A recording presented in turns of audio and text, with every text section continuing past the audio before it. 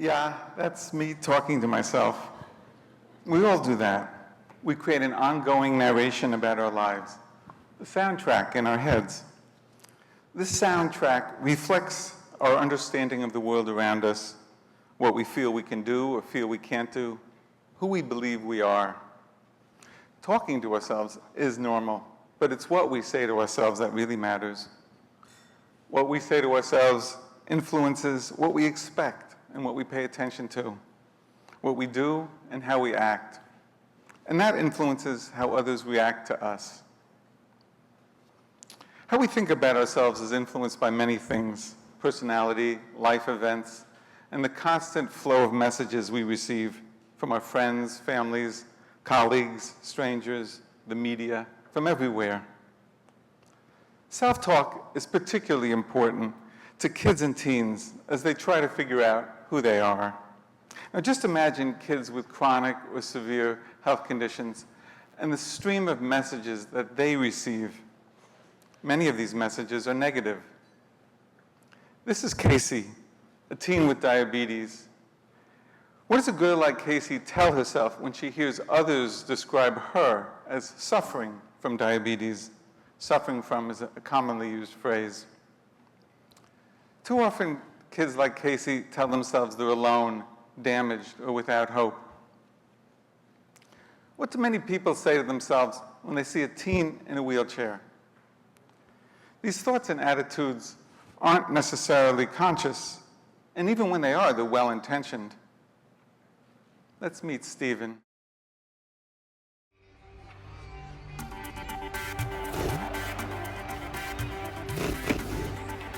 I'm Steven, I'm 14. I like ice hockey. I love my mom, my dad, and my little brother. We hate each other so much. I have a girlfriend, Julia. I really like her. I like music, and I really like to collect skateboards. I love Italian food. I can't live without my cell phone. Things I don't like. Math. The quadratic formula is x equals minus b. I hate having nothing to do, but I like doing nothing. I don't like the word normal. When I was 3, my parents found out that I had type 3 spinal muscular atrophy, known as SMA for short. I could still walk then. If I'd be like running and gaining speed, I'd just fall. Today, I use a wheelchair to get around. I think my parents took it more rough than I did, actually. People ask me if living in a wheelchair sucks. I'm like, compared to what? I can't go to most of my friends' houses because they have too many stairs. I can't stand public restrooms that don't have a handicap stall, because when I really gotta go, I'm not happy. I don't like that my mom and my dad have to drive me and my friends everywhere we go because my wheelchair doesn't fit in other people's cars. I try not to think that it would get worse. I mean, can't really walk, so it can't really get much worse than that. I try not to get angry about it, but, you know, nobody's perfect. You're gonna get angry eventually, you know. People can be heartless and mean, but I don't pay any attention to them. It's not that it's not tough for me, it's just that, like, I know that I have to deal with it. I have to live with it. I can't be, like, depressed or negative Nelly. I live to surprise people. I love to swim at the beach and swim in the pool and be in the water a lot. I like English class. To be or not to be. I like going to the amusement parks, and I love to ride rides. Crazy Ride! I love sled hockey. Sled hockey's my life. When somebody tells you can't do something, don't be scared to try anything new. I want to live as much as I can right now.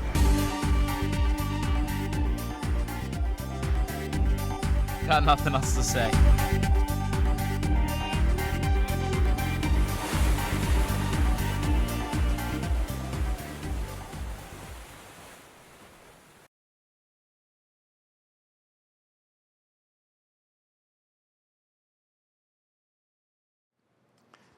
Stephen shares his inner dialogue with us, and you can see how his positive attitude impacts those around him. Stephen's story is inspiring to kids with spinal muscular atrophy or to anyone facing a difficult challenge. What do some people say about a teen who's 70 pounds overweight? Let's meet Brandon.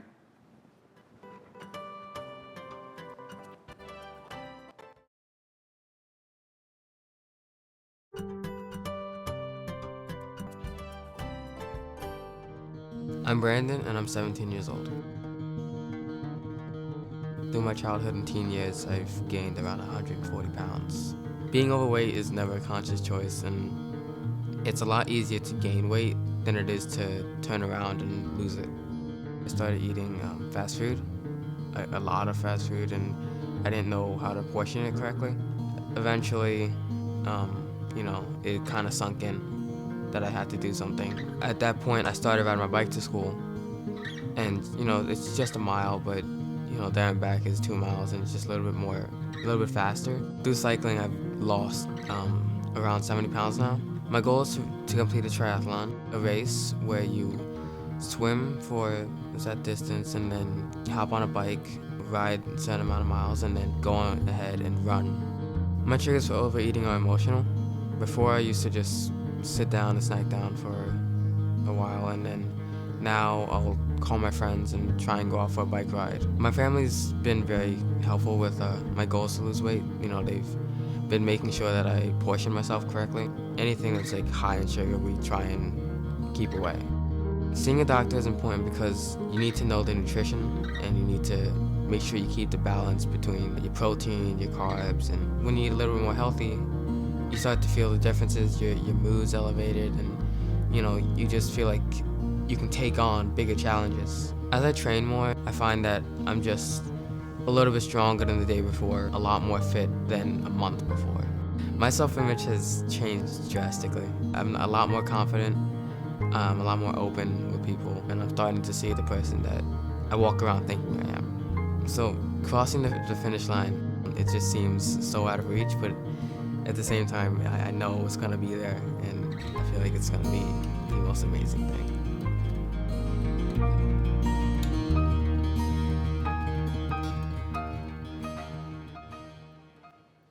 Brandon's story is about his transformation, about what he says to himself about overcoming obstacles. He shows us what's possible when he changes his beliefs about himself. Let's meet Mike. Mike's an 18-year-old with sickle cell disease, a lifelong condition with bouts of pain and periodic hospitalizations. But really, that's only part of his story.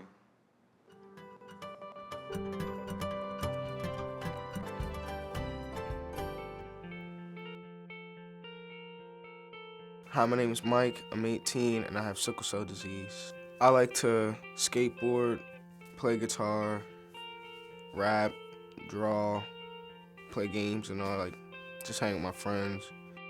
I experience pain most in my lower back, and my jaw gets some throbbing, and that's how I know it's not just like a cramp or something, it's sickle cell. Me and my parents, we use like the number scale 1 through 10. Anything from 0 to 3, I'm still able to do everything I need to. Even sometimes skate 4 or above. That's when I'm usually like, nah, I don't feel like doing this. If it gets any higher, then yeah, I'll probably just stay in the bed. What gets me through the pain is trying to find methods to get my mind off of it. Playing games, listening to music, movies, anything besides just laying there. Because if I'm just laying there, I'm gonna start thinking about it, and that's gonna make it worse. When I come back from a crisis and going to school, I'm still kind of like tired and down from all the pain and then the medicine.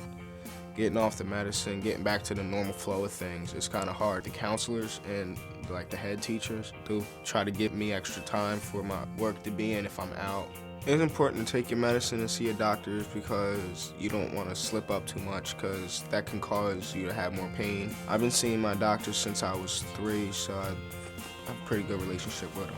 If I have like a bad crisis and I don't know whether I should just try to hold it off at home or go in, I'll call them to tell me what to do. Things I do to stay healthy, I stay away from like drugs and drinking, but I also stretch and I'll exercise. I like skateboard. I'll do that like as often as I can. I'm not supposed to overexert myself, which depending on the temperature, like if it's cold out, I really can't go for a long period of time, and I focus more on my music and my rapping and stuff. For people that have sickle cell, don't let it stop you from doing what you love. You're no different than anybody else. Always looking forward to the future, something new every day.